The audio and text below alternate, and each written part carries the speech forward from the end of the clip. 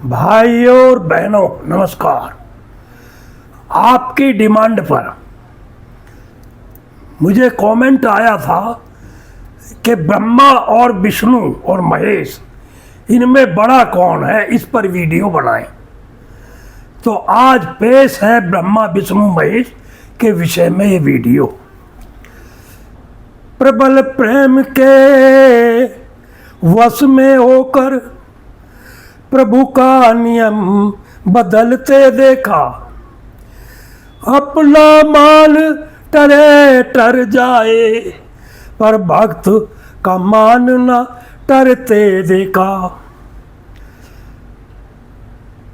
ये भगवान ही हैं जो अपने भक्त को इतना प्रेम करते हैं कि उसका मान सम्मान अपने से ऊपर रखते हैं। अपनी प्रतिज्ञा टूट जाए सो टूट जाए, पर भक्त का वचन झूठा ना हो, भक्त को कष्ट ना हो। यह नियति ईश्वर की है।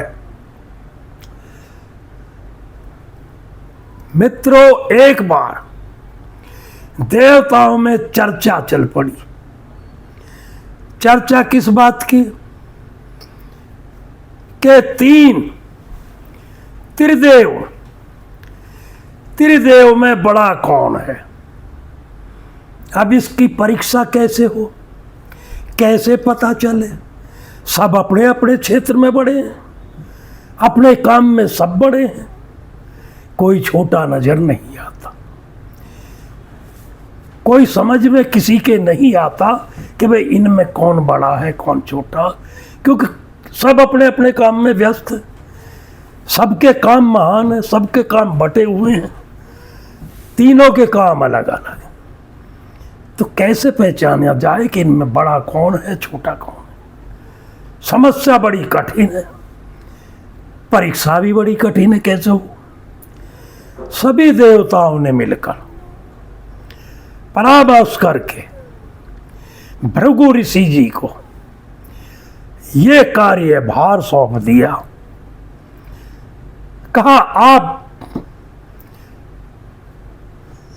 ज्ञानी भगवान के परम भक्त, हर तरह से परिपूर्ण है आप। ये काम आप ही सिद्ध कर सकते हैं और किसी के बस का ये काम नहीं है। भृगु ऋषि भी मान जाते हैं। ब्रह्मा के अंश से पैदा भृगु ऋषि पहले ब्रह्मा जी के ही पास चले जाते हैं। ब्रह्मा जी से बात करते हैं। ब्रह्मा जी, आप दो दो पत्नी लिए घूमते हैं, गायत्री अलग हैं, आप कैसे? परम पिता सरस्वती गायत्री, दो दो पत्नी आपकी। ब्रह्मा जी ने कहा, खबरदार जो इससे आगे बोला, ऐसा श्राप दूंगा कि कई योनियों में भटकता फिरेगा। अब वहां से वापिस ही आने में भलाई है। वापिस आकर अब नंबर आता है शिव जी का। अब शिव जी की परीक्षा लेने के लिए पहुंचते हैं। गेट पे आवाज लगाते हैं, कोई सुन ही नहीं रहा। काफी देर होगी, परेशान हो जाते हैं। अंदर जाते हैं तो देखते हैं शिव जी पार्वती दोनों मग्न बैठे। इनका कोई आदर भाव ही नहीं किया, शिव जी ने इनकी तरफ देखा ही नहीं। अब तो इनको क्रोध आ गया। क्रोध से बोले कि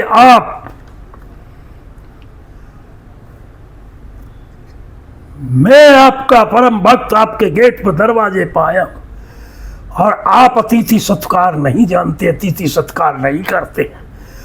आपने मेरा कोई सत्कार नहीं किया, आप अपनी मस्ती में मस्त हैं, पार्वती के साथ मेरी अनदेखी कर रहे हैं। शिव जी ने कहा कि मेरा तीसरा नेत्र खुलते देर नहीं लगेगी, भला इसी में है कि तुम यहां से चले जाओ। ये सुन के तो भैया भृगु ऋषि को समझ में आ गया कि अगर नेत्र खोल दिया तो भस्म हो ही जाओगी। वहां से चलते बने, अब पहुंचते हैं बैकुंठ। बैकुंठ में काफी देर गेट पर खड़े हो गए आवाज लगाते, कोई सुनने वाला ही नहीं। अंदर पहुंचे तो विष्णु जी और लक्ष्मी जी एक दूसरे के प्रेम में मस्त हैं, अपनी बातों में मस्त हैं। इनका किसी ने भी ध्यान नहीं दिया। विष्णु जी ने इनकी तरफ आंख उठा के भी नहीं देखा तो इनको क्रोध आया।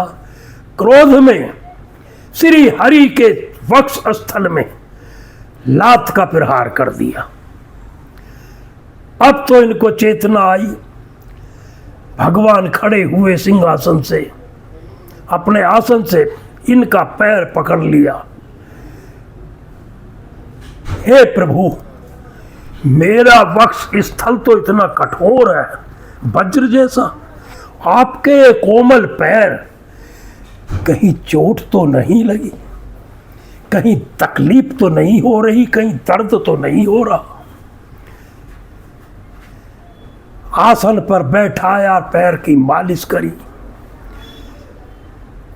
रहीम साहब फरमाते हैं, क्षमा बड़ेन को चाहिए, छोटेन को उत्पात, कहे रहीम का घाटियो, जो भृगु ने मारी लात।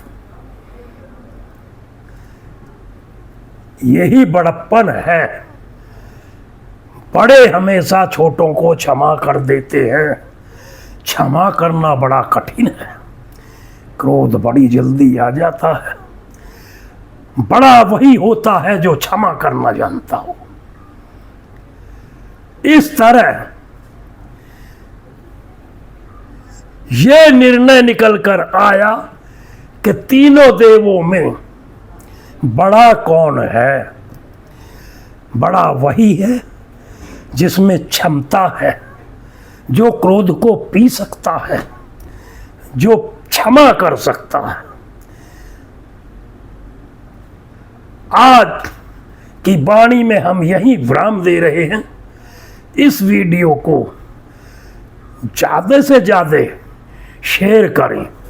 सब्सक्राइब नहीं करते आप लोग, सब्सक्राइब भी करें। अपने बच्चों को भी ये वीडियो दिखाएं, अगर बच्चों में भी ज्ञान की उत्पत्ति हो, अपने सनातन धर्म को समझ सकें। धन्यवाद। कितनी मिनट?